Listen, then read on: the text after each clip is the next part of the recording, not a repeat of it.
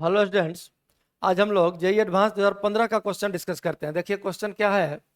A large spherical mass m is fixed at one position and two identical point masses m are kept on a line passing through the centre of m।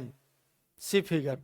देखिए एक capital m मास है, large मास दिया हुआ है और ये अपने position पर फिक्स्ड है, फिक्स्ड एट वन पोजीशन यहाँ दिया हुआ है। और दो पॉइंट मास है, छोटा छोटा मास है और इस तरह से प्लेस किया हुआ है जैसा कि डायग्राम में दिख रहा है। ये लिखा हुआ भी है सी फिगर। इस फिगर में कैपिटल एम से मतलब लार्ज मास से नज़दीक वाले पॉइंट मास का दूरी लिखा है आर और दोनों मास के बीच का दूरी लिखा है एल। अब आगे देखिए क्वेश्चन में क्या कहता है। The point masses are connected by rigid massless rod of length L. देखिए ये दोनों स्मॉल एम जो है ये रिजिड रॉड से कनेक्टेड है लेकिन रॉड मासलेस है और इसी रॉड का लेंथ है एल। तो अगर ये मूव भी करेगा दोनों मास तो दोनों साथ में मूव करेगा क्योंकि रिजिड रॉड से कनेक्टेड है, और अगर स्टेशनरी रहेगा तो स्टेशनरी रहेगा।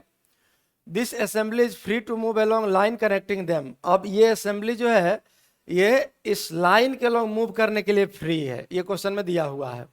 All three masses interact only through their mutual gravitational interaction. यहाँ ग्रेविटेशनल फोर्स छोड़ के और कोई फोर्स नहीं है।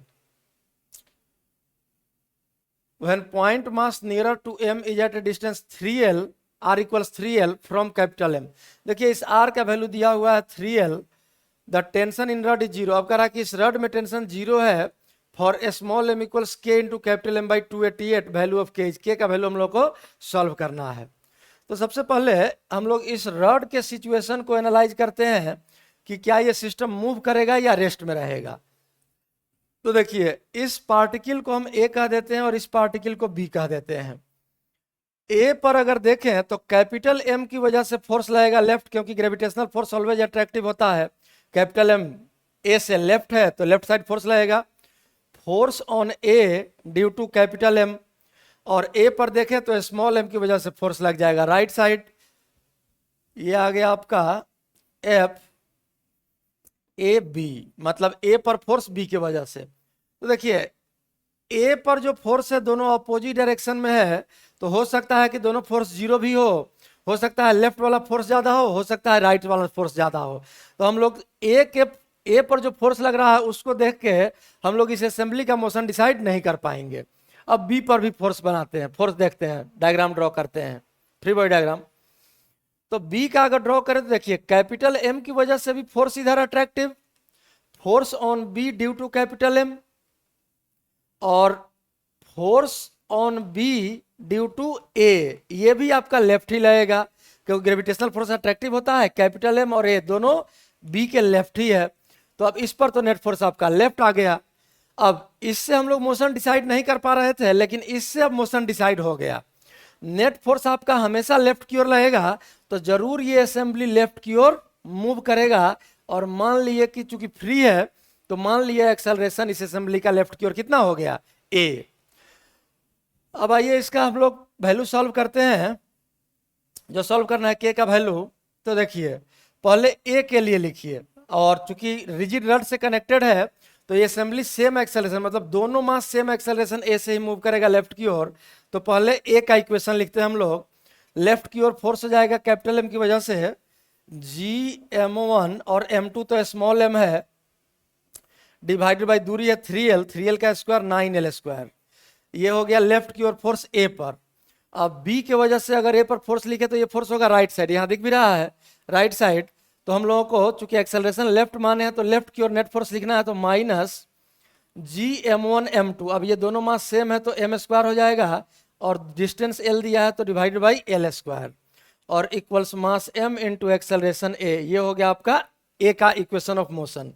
अब इसी तरह से b का मोशन लिखते हैं। तो b पर देखिए b पर दोनों लेफ्ट की ओर है और एक्सेलरेशन भी लेफ्ट की ओर ही है, तो b पर नेट फोर्स आ गया आपका जी m1 m2 by 16l square. क्यों?